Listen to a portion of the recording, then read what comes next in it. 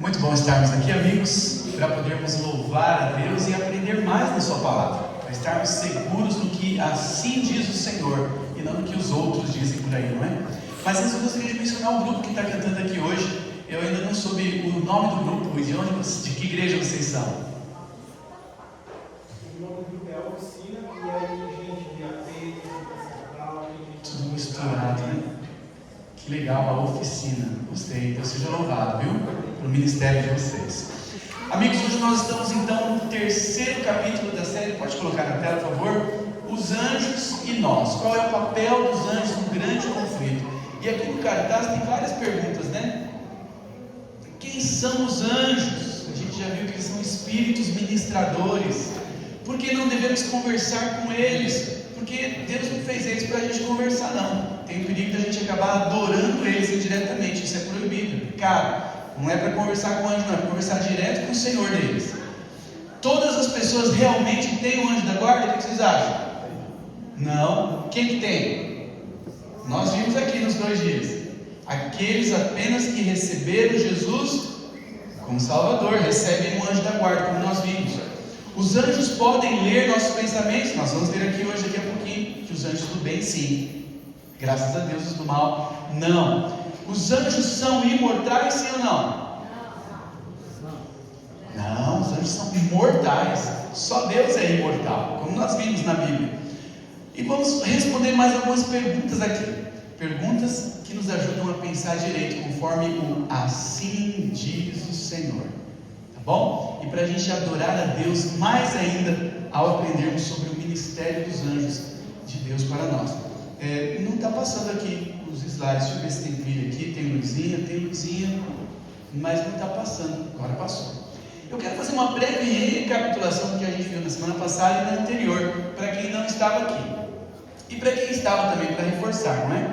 A Bíblia diz que os anjos são espíritos ministradores. Eles não são de carne e osso como nós. Talvez seja de carne e osso diferente do nosso, né? Carne e osso espiritual. Mas eles são espíritos ministradores, quer dizer que eles têm um ministério. Eles são enviados a favor de quem? Para servir em favor dos que vão herdar a salvação. Quem aqui é herdeiro da salvação? Assinou ali a salvação em Jesus, amém. Foi batizado nas águas. Então Deus envia um anjo a favor de você, porque você é um herdeiro da salvação. Nós vimos também, recapitulando, que nós fomos criados, quando Deus criou Adão e Eva, os nossos pais, pouco menores do que os anjos. Não é demais pensar nisso? Fomos criados pouco menores do que os anjos. Isso não quer dizer estatura, tá? De tamanho, quer dizer de status, de caráter, de poder, pouco menores do que os anjos.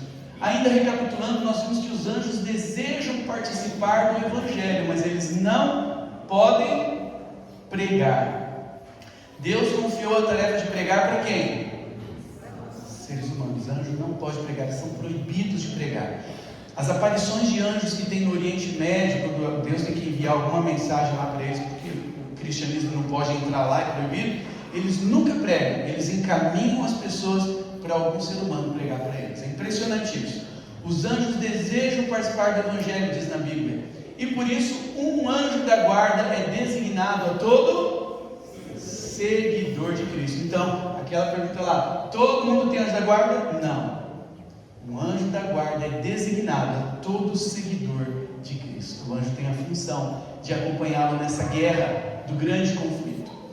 E a Bíblia diz em Lucas que, como eles desejam participar do Evangelho, mas não podem pregar, os anjos se alegram juntamente com Deus quando pelo menos uma pessoa se converte. E essa pessoa ganha um anjo também, não é? Nós vimos também que o anjo do Senhor acampa-se ao redor daqueles que o temem, que temem o Senhor, e o quê? E os livra. Eu pedi para o Iá fazer um homem assim, deslumbrante, assim, né? Dando a entender que era um anjo. Ele fez um homem muito grande ali, mas ficou legal a ilustração, né? Um anjo da guarda. Às vezes eles estão em forma humana, se materializam e a gente não tem noção, não é? Paulo diz lá numa das suas epístolas que alguns, sem saber, hospedaram anjos. E a gente tem histórias de Abraão, não é? Que recebeu 2 anjos ali e Jesus junto, que é o que eu pedi para ilustrar aqui, ó. Na ilustração eles apareceram como homens. 3 homens que Abraão foi receber.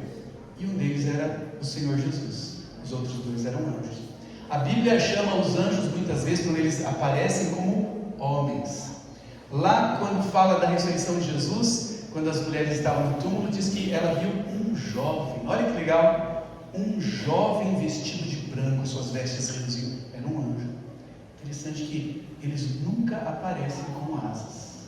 Só em sonhos proféticos e visões simbólicas, em representações imagéticas, eles são representados com asas, para dar a entender que eles voam. Mas quando aparecem mesmo na vida real, a Bíblia os descreve como homens. Homens que vieram de Deus para trazer uma mensagem, ou para cumprir uma missão, né? E amigos, o anjo da guarda que cuida de cada um de vocês, ele vê a sua face, e ele acabou de ver a face de Deus. Ele vai ver. O anjo que cuida da gente é alguém que se põe na presença de Deus. Já pensaram? É o que Jesus fala em Mateus 18:10. Tenham cuidado de não desprezar nenhum destes pequeninos. E se você for ver o contexto, ele não está falando de crianças aqui. No começo da passagem ele começou a falar de crianças, mas depois você vê que ele faz a transição e chama de pequeninos os seus filhos, todos nós. Ele fala, ó, não despreze nenhum dos meus filhos, dos cristãos, porque eu digo a vocês que os anjos deles, os nossos anjos, nos céus, estão sempre vendo a face do meu Pai Celestial. Você despreza um cristão, você zomba de um cristão, você está desprezando alguém cujo anjo está na presença de Deus e está aqui, ó. Olha com quem está mexendo, quando você mexe com um cristão. É o que Jesus falou. Não é impressionante isso? Nós vimos também, recapitulando, que recapitulação, hein? Que os anjos são testemunhas constantes do grande conflito, do que acontece com a gente, são testemunhas. Jesus fala, todo que me confessar ou negar diante dos homens, eu confessarei ou negarei diante dos anjos de Deus. São testemunhas de tudo. Lucas, a gente viu que há alegria diante dos anjos por um pecador se arrepende. Apocalipse 14:10, aquele que adorar a besta e sua imagem será atormentado o quê? Diante dos anjos. Eles são testemunhas constantes da salvação e da perdição de todos. São testemunhas no grande conflito. E nós vimos isso também na semana passada, que eles anotam tudo. Não vem dizer que foi mentira, que foi erro, porque o anjo sabe tudo. Ele não erra. Aí diz lá, não consintas que a tua boca te faça culpado, né? A tua boca se falou, você é culpado. E nem digas diante do anjo de Deus que foi um erro. Foi pecado. Tem que pedir perdão e confessar, e é apagado, né? Isso está em Eclesiastes 5:6. Eu não vou ler tudo, porque isso é da semana passada, que ali no livro Educação diz que nós vamos conhecer o nosso anjo da guarda na ressurreição. Quando a gente abrir os olhos, quem morrer antes de Jesus voltar, não sabemos quando vai ser, né? Alguns de nós podem morrer, talvez ele pode voltar em pouco tempo, nenhum de nós morreu, mas aqueles que morrerem, quando abrirem os olhos, a primeira pessoa que eles vão ver é quem? É o seu anjo da guarda. Ele vai te dar as boas-vindas na manhã da ressurreição. Não é demais isso? Não vou ficar conversando com ele não, tá? Mas a gente vai conhecer um dia e a gente pode conversar com ele. Agora não. Agora tem que falar direto com o Senhor. Os anjos não aceitam adoração. E por isso que é perigoso ficar conversando com o anjo. Fala com o Senhor Jesus. Fala com ele. Para o Senhor Jesus enviar o anjo. Para o Senhor Jesus mandar o anjo à frente. Mas não fale com o anjo. Para falar com o Senhor. Eles não aceitam adoração. Esse tipo de conversa é perigoso. Se aproxima disso. Lá em Apocalipse, 2 vezes o apóstolo João admite que ele foi ajoelhar e adorar o anjo. O anjo era tão brilhante que ele falou assim, eu vou adorar o anjo. E nas 2 vezes o anjo falou, olha, não faça isso não. Adore somente quem? Somente a Deus. E amigos, nós vimos também que o Senhor Jesus nos dá autoridade. E os anjos do mal não têm poder nenhum contra os que são filhos de Deus. Podemos dizer amém por isso? Amém. Olha como que Jesus enfatizou isso. Lucas 10, eu coloquei 17 e 19, isso aqui está no 19. Eu vos dou autoridade, ou poder, é a mesma palavra no greguinho lá, sobre todo o poder do inimigo, e nada o quê? Absolutamente vos causará dano vindo do inimigo. Eu já batizei pessoas que viam vultos, que viam isso, que viam coisa ruim, e eu falava para elas, quando você for batizado, você vai estar selado com o Senhor, e não vai mais ter essas visões de coisa ruim. E as pessoas são batizadas e nunca mais têm essas visões de vultos, de coisas ruins, porque agora ela foi selada com o Senhor, ela ganhou um anjo da guarda também. não consegue nem dar visão mais para essas pessoas. A igreja pode dizer amém? Amém.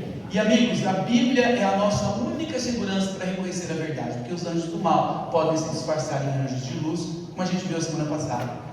A Bíblia diz ainda que nós mesmos, um anjo vindo do céu, nos pregue um evangelho que vai além do que temos anunciado, que é o que está na palavra de Deus. Se o anjo escorregar um pouquinho, né, esse suposto anjo, que ele seja anátema, ou seja, não é de Deus, pode cair fora, porque os anjos têm que concordar com tudo que a palavra de Deus diz. Então, conhecer a Bíblia é a nossa segurança. Essa é uma breve recapitulação do que a gente viu essas 2 semanas, para tentar dar um contexto aqui para quem perdeu. E hoje, no capítulo 3, os anjos e o fim do conflito. Como é que vai terminar o conflito? Como é que os anjos se envolvem com isso? E amigos, nós já vimos também que a Bíblia diz que os anjos são enviados para nos proteger. Tem várias passagens lá na tela, nós não vamos ver para salvar tempo, mas alguém pode falar assim: mas peraí, se os anjos protegem, por que o mal continua acontecendo? Por que as pessoas continuam se acidentando e tudo mais? E aqui é interessante, a gente não tem todas as explicações, né? A gente não sabe até que ponto eles podem intervir ou não. A gente sabe que são testemunhas, que eles anotam tudo, que tudo que eles anotam vai ser usado lá no milênio depois, né? Mas nós ainda vivemos em um mundo sob um grande conflito entre o bem e o mal. O grande conflito continua, amigos. Continua tendo coisas erradas, continua tendo decisões, né, do mal. E se nós tivéssemos tratamento especial, porque somos cristãos, todo mundo ia querer ser cristão. Para se livrar do pecado, para ser limpo do pecado, todo mundo ia querer ser cristão, para também ter um tratamento especial, por interesse, né? E Deus não quer isso. Deus quer que as pessoas escolham ser cristãos, porque estão nas trevas, reconhecem que estão nas trevas, no pecado, e precisam ir para a maravilhosa luz de Jesus, ser limpos do pecado, transformados, não porque vai ter tratamento especial. Outro ponto, que continua acontecendo as coisas, porque Deus respeita o livre-arbítrio de todos, e cada um será julgado pelas escolhas que fizer. E o maior interesse de Deus, amigos, é em nossa salvação final. A gente fala assim: poxa, o fulano caiu, quebrou a perna, viu um anjo. A gente não consegue explicar tudo, mas o interesse maior de Deus é na salvação eterna de cada pessoa, das decisões de cada um. Como que a pessoa permanece fiel mesmo ao passar por dificuldades. Lembram de Jó? Quanta coisa aconteceu com Jó e ele continuou fiel. Isso foi um testemunho tremendo. Então a gente não sabe explicar tudo. A gente ainda está no mundo, está no grande conflito, e não podemos ter tratamento especial por isso. Uma curiosidade, amigos: haviam 2 anjos no túmulo de Jesus, e há várias passagens na Bíblia que dão a entender que Jesus tinha não um, mas 2 anjos da guarda. Interessante, né? Que se Deus deixou 2 das suas criaturas cuidarem do seu filho, a gente pode confiar muito bem no serviço deles, né? Ele deixou 2 com ele, que seria muito acossado, muito tentado. 2. Um para nós está suficiente, né? Cada um de nós tem um, porque ninguém é tentado como Jesus. Então veja, ali aquelas 2 passagens diz que havia 2 anjos no túmulo de Jesus. E olha as relações, né? Haviam também 2 homens vestidos de branco, como eu falei, a Bíblia chama eles, quando aparecem na vida real, de homens, né? Haviam 2 homens vestidos de branco, e eles disseram aos discípulos: esse mesmo Jesus que vocês estão vendo subir, vai voltar. Os mesmos 2 que estavam no túmulo são os que apareceram para os discípulos, falando: ele vai voltar, fiquem tranquilos. E parece que esses 2 anjos eram os anjos da guarda de Jesus. Ele, como ser humano, também contou com o serviço dos anjos. Olha que interessante essa passagem, está no livro Desejado de Todas as Nações. Esses anjos, esses que falaram ali, os 2, eram do grupo que estiveram esperando numa nuvem brilhante, para acompanhar Jesus para a morada celestial, quando ele voltou para o céu. Os mais exaltados dentre a multidão angélica eram os 2 que foram ao sepulcro na ressurreição de Cristo, e com ele estiveram durante a sua vida na terra, os anjos da guarda de Jesus. Se cada um recebe um, o Senhor Jesus corria muito mais perigo do que nós, ele tinha 2. Não é demais isso? E amigos, isso é interessante, que isso mostra que se Deus confiou o Filho dele para 2 desses seres, a gente está bem guardado com um, tá? Deus é maravilhoso. Olha outra passagem que eu achei interessante. Lá no livro Desejado diz assim: um jovem, é como a Bíblia diz, é um jovem. Um jovem de vestes brilhantes estava sentado junto ao túmulo. Era o anjo que tinha rolado a pedra. Ele tomara a forma humana a fim de não atemorizar essas discípulas de Jesus, as mulheres que estavam lá. Aparecendo toda a glória brilhante, ele diminuiu a glória e apareceu com a forma humana. Todavia, brilhava-lhe ainda em torno a glória celestial. Ele era um anjo de Deus, ele estava na presença de Deus, então ele ainda estava trazendo consigo a glória de Deus. Lembra Moisés quando ficou 40 dias na presença de Deus? Quando ele desceu do monte, como é que estava o rosto dele? Como é que estava o rosto dele? Resplandecente, as pessoas tinham medo de ficar perto dele, mas ele estava só refletindo a glória de Deus. E o anjo, ainda que diminuísse a glória, ele ainda brilhava. E as mulheres sentiram-se terrivelmente amedrontadas. Isso porque eles diminuíram a glória, diminuíram o brilho. Ainda assim elas se sentiram terrivelmente amedrontadas e inclinaram-se com o rosto em terra, pois a visão do ser celestial era mais do que podiam suportar. O anjo foi compelido a ocultar ainda mais a sua glória antes de poder conversar com elas. Isso mostra o poder dos anjos do céu. Eles têm tanto da glória de Deus, da santidade, que eles refletem que para um ser humano como nós é difícil suportar a glória de um anjo. E nós vamos morar com eles, por isso nós somos santificados pelo Espírito Santo. Lá em Mateus 28:7, depois mostra que um outro anjo se juntou às mulheres e disse: Ide, dizei aos discípulos que ele ressuscitou. Aí lá no livro Verdade sobre os Anjos diz assim, esses anjos, dois, estiveram com Cristo como guarda-costas, como guardas, anjo da guarda, durante a sua existência terrestre. Testemunharam-lhe o julgamento e a crucifixão, ouviram suas palavras aos discípulos. Amigos, nós podemos confiar no ministério dos anjos se nós somos fiéis a Jesus. E aqui vem uma pergunta que as pessoas fazem: será que os anjos de Deus conseguem ler o nosso pensamento? Será que os anjos caídos conseguem? E amigos, se os anjos de Deus anotam tudo, como a gente viu nas semanas passadas, eles têm que saber o nosso pensamento, porque no livro de registro do céu está escrito a nossa intenção, nossos pensamentos. Deus deu esse poder para os anjos de Deus, mas graças a Deus ele bloqueou para os anjos caídos. Está no livro Mente, Caráter e Personalidade, volume 2. O adversário das pessoas, que é o inimigo de Deus, não tem permissão de ler os pensamentos dos homens. Amém? Pode adivinhar, tentar calcular, mas não pode saber o que a gente pensa. Mas os do céu sim, todo o céu está interessado em nossa salvação. Os anjos de Deus estão andando para cima e para baixo nas ruas das cidades e estão anotando as ações das pessoas. Está no Review and Herald e está no Comentário Bíblico, volume 7. Amigos, os anjos de Deus têm interesse na nossa salvação. Todo o céu tem interesse na nossa salvação, mas eles são testemunhas fiéis e eles têm que registrar tudo que a gente fez e pensou, porque depois a gente tem que encarar tudo isso lá no milênio. Mas graças a Deus, quando a gente se consagra ao Senhor e pede perdão dos pecados, até aqueles que a gente não lembra, a gente não sabe como que isso acontece, mas os registros que a gente não gostaria de encarar depois, o que acontece com eles? Somem pelo sangue de Jesus. Não me pergunta como funciona essa tecnologia, mas é o que a gente sabe que vai acontecer. Outra curiosidade, olha, tem muito conteúdo para hoje, A gente costuma dizer que os anjos são classificados em categorias: querubim, serafim e arcanjo, mas não parece que é esse o caso, não. Olha que interessante, quando a gente vê os nomes originais dos anjos em hebraico, não os nomes, mas quando fala em querubim, serafim, não parece que está falando de categorias de anjo, mas de características dos anjos.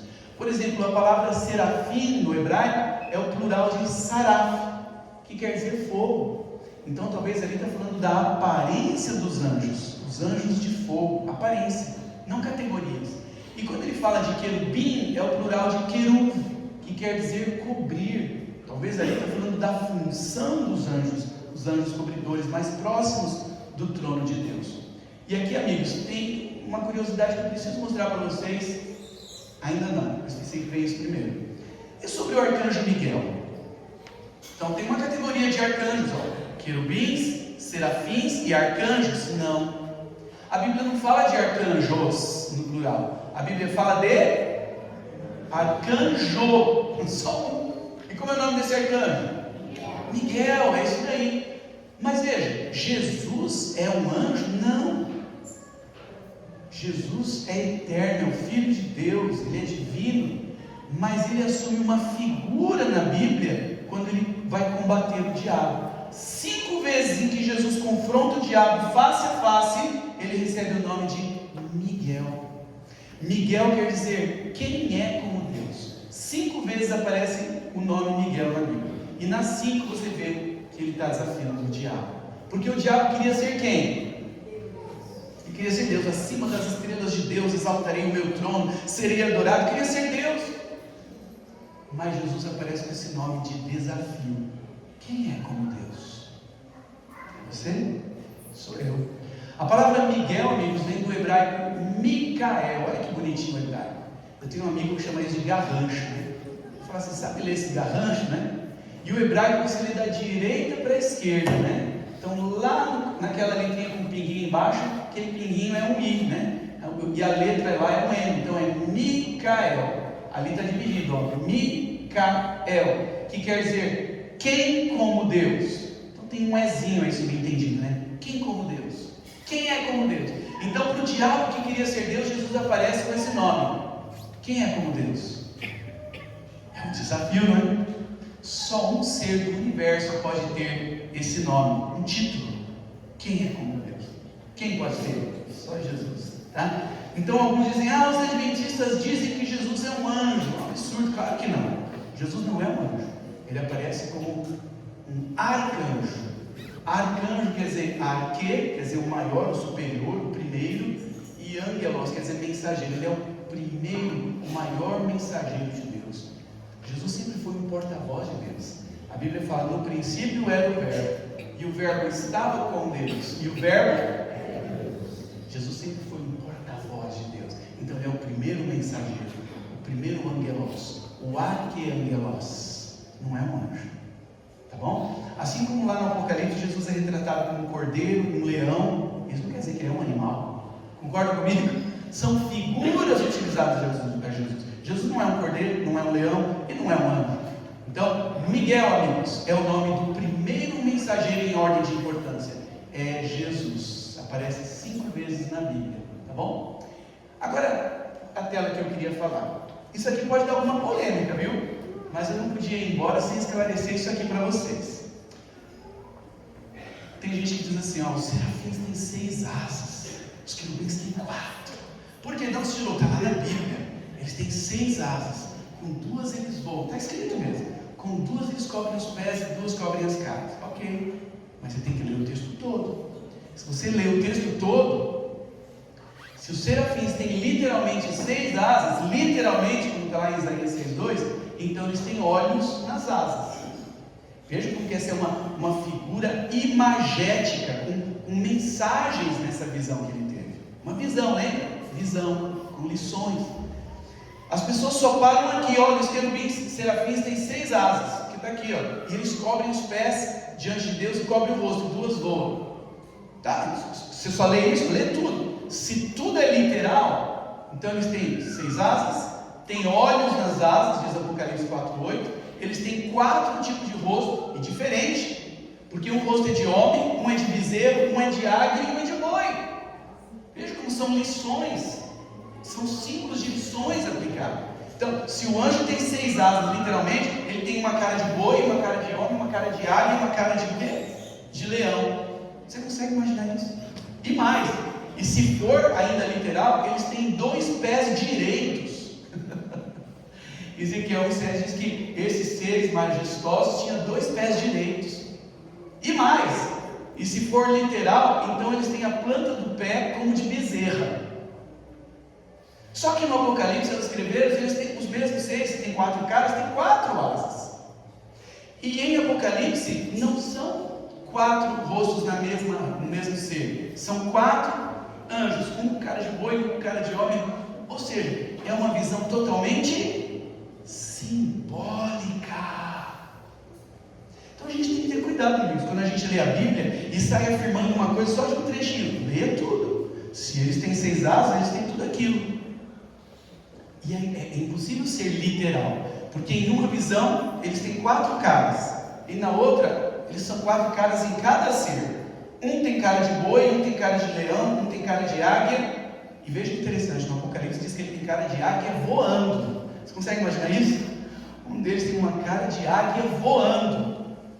Ou seja, são ilustrações simbólicas, imagéticas, tá bom? Então a gente tem que tomar cuidado quando lê a Bíblia e tem que aprender a perceber essas coisas. Atenção para a linguagem imagética e poética, muitas vezes, das Escrituras. Por exemplo, nesses versículos, que eu não vou ver, mas eu vou deixar o PowerPoint ali com a igreja, para quem quiser ver todos os versículos. Todos esses versículos, Deus tem asa. Todos eles. E a gente às vezes fala o salmo e nem percebe, né?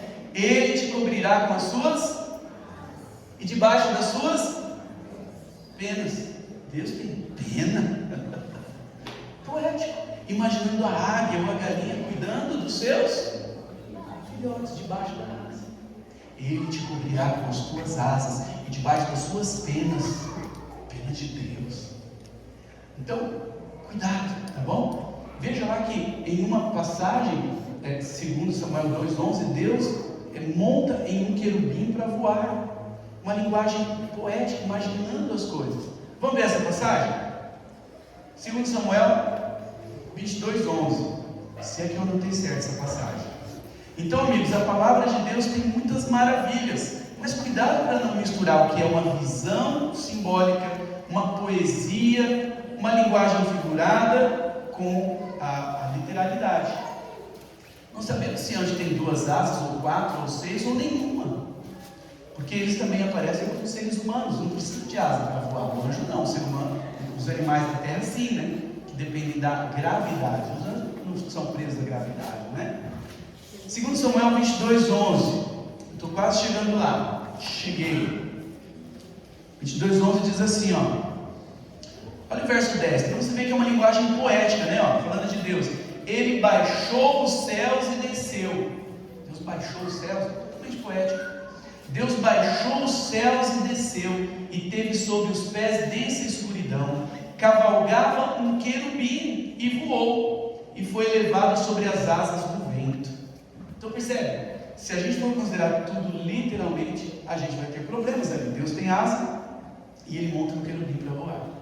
Bom? Então, todas as imagens que aparecem de anjo com asas em visões, em símbolos e em retratos, né? Quando coloca os anjinhos sobre a arca. Amigos, como a gente viu ali naquela citação, os anjos têm um brilho tremendo por virem do céu. E nós somos pecadores, é difícil suportar. Por isso que Jesus quer lavar nossos pecados para a gente poder morar com os anjos, com Jesus. E todas as vezes que os anjos aparecem na Bíblia, eles falam, não temas. Tenha medo, porque dá medo. E veja que para homens de Deus, mulheres de Deus, né? Quando eles apareceram para Daniel 10,19, não temas, homem muito amado. Mesmo Daniel, um homem consagrado, teve medo, porque o anjo é tremendo, tremendo de glória a Deus. Quando apareceu para Maria, não temas. Quando apareceram para os pastores de Belém, não temais. Quando apareceram para as mulheres do túmulo, não temas, ou não temais, que era mais de uma, né? E amigos, quando os seres humanos tiverem o seu juízo final, não era para eles terem o mesmo castigo dos anjos caídos, mas eles vão estar tão apegados àqueles que não querem Jesus, que eles vão ter o mesmo castigo dos anjos caídos. Eles vão morrer, eles são mortais e vão morrer um dia, mas os filhos de Deus vão receber a vida eterna para sempre. Olha o que Jesus fala em Mateus 25:41. Então dirá o rei aos que estiverem à sua esquerda: afastem-se de mim, malditos, para o fogo eterno, preparado para quem? O diabo e seus anjos. Então esse é o destino do diabo, mas não é para ser humano. O ser humano vai acabar indo para lá porque não quis se preparar, recebendo a graça divina, o perdão dos pecados, para suportar a presença de Deus. Olha que interessante, amigos, essa passagem.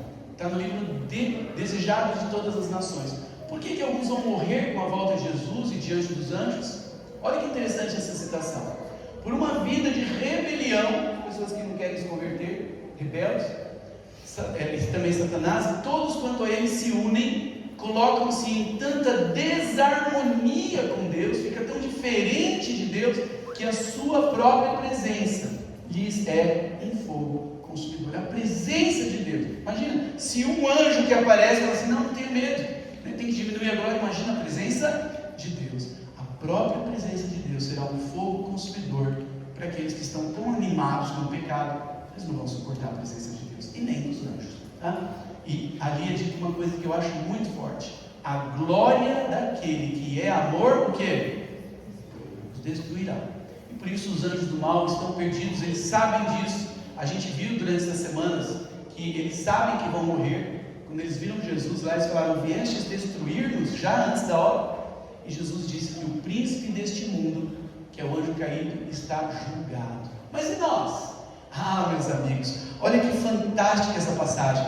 Nós lemos no começo que nós fomos criados como em relação aos anjos? Fomos criados como?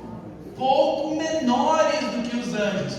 Mas na ressurreição, olha o que Jesus fala: não podem mais morrer os seres humanos. Isso está em Lucas 20:36. Porque são agora iguais.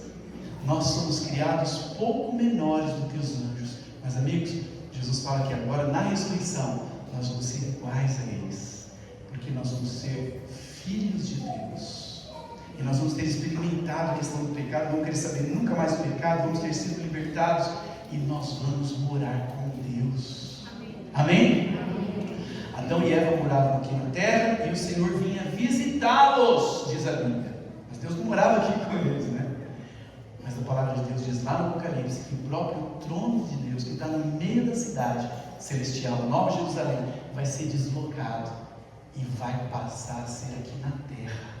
A capital do universo, onde está o trono de Deus, a cidade celestial, vai ser no planeta Terra. Amém? Amém. Todos os seres de outros mundos não caídos que quiserem visitar um dia a Deus e adorar a Deus direto no trono, eles vão ter que vir aqui ao planeta que pecou e que foi resgatado.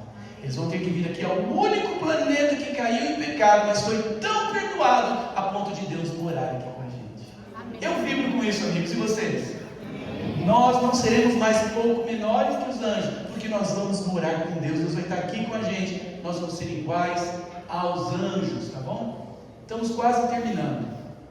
Jesus às vezes aparece na Bíblia, curiosidade, como o mensageiro, o anjo do Senhor.